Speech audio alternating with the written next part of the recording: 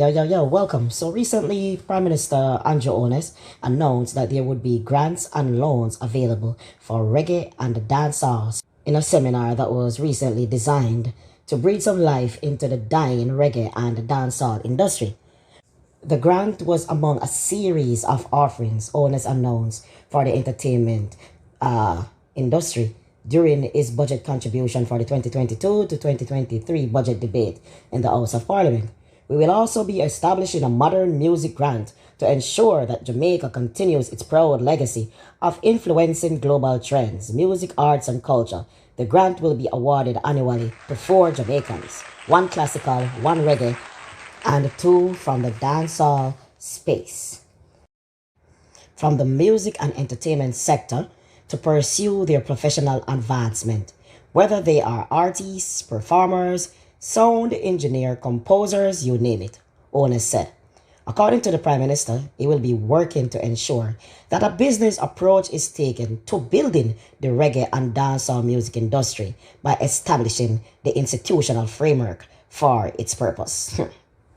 While this is very much needed, because it is always stated that the music industry is so unprofessional, I hope this is being given to legends and not this young crop of dancehall artists who don't deserve anything but a Will Smith smack in the face. Because, trust me, what they're producing, what they're creating, what they're writing is complete trash. If anything, the government should be giving these new crop of artists and producers talent lessons. You know what I mean? Send many of them to school, preferably Jamal, because most of them are illiterate, and the others, should be given songwriters because what they're writing is crap, and the music that these dudes are creating, has no future and will not pass anywhere but the normal Manly Airport and a few places in the United States, like the tri-state area, Florida, and a small pocket in Atlanta. Nothing else.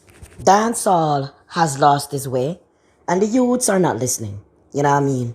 And if it weren't for people like Vibes Cartel, who got his in the early 2000s, I want to say, I don't know what we would have of dancehall music today.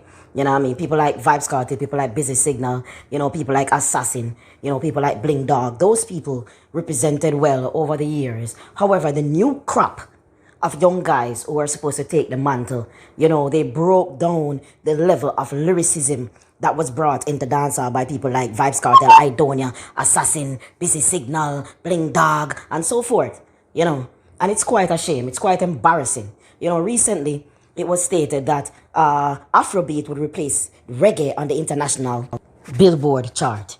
And can you imagine someone, copies your formula? Someone copied what you used to do and then comes and perfects it and then in turn is being used to replace you. That is exactly what is being done by this move by the Billboard to replace reggae on the chart with Afrobeat. And I saw this coming, It's very, very insulting. But what can I say? We have made no moves to improve the quality of music, that we have been created in recent times.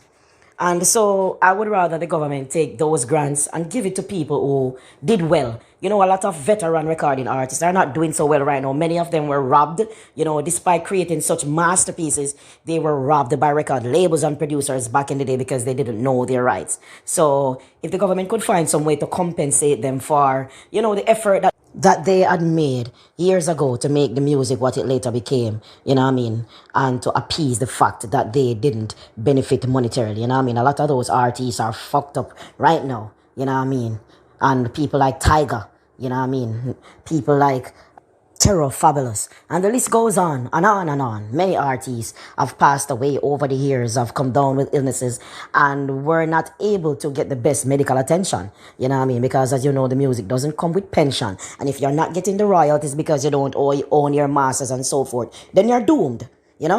And the pictures in this slide, they have nothing to do with the artists that I'm speaking about, I know better than to give credence or popularity to people who are, seeking to destroy the music industry. A practice which I hope a lot of radio DJs would have taken instead of taking payola and promoting these people and helping to destroy music as we know it. Dancehall music has fallen from grace, you know what I mean? To the point where people like Shensia don't even see it fit to do dancehall on the international scene. She's now trying to convert into hip-hop pop, you know what I mean? But if dancehall was indeed growing, then the labels would have seen it fit to say, hey, you know, you can do your own genre and we can sell it. But the labels, they have no faith in us anymore. You know what I mean? Afrobeat is the way. So some of those investment that the government intends to put into the music, you know what I mean, should be used to educate the artists and to take care of the older ones that are not well off anymore. You know what I mean? I would rather use that money to invest in the youth, the new crop of artists. You know what I mean? Provide writers for them, even though they reluctantly say no.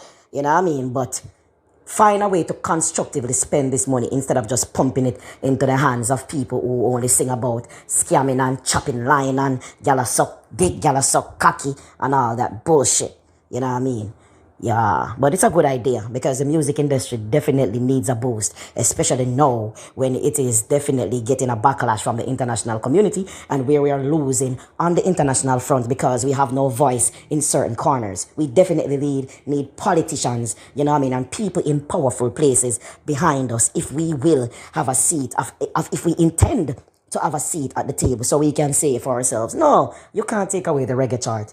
You can't do that. We worked too hard for this. Bob Marley worked too hard for this. But because we don't have anybody at those tables, you know, they are free to do what they want to do, throw us aside as they wish, and we have no argument in the conversation, you know. So those are the things I would love to see, a firmer structure, somebody at the table, someone speaking up for us, you know, and not to really put grants or put loans in the pockets of these youths. Because at the end of the day, as a matter of fact, the new generation of artists, they are not broke.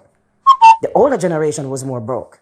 And the older generation was able to make better music. So putting money in their pocket may be the opposite of what they need.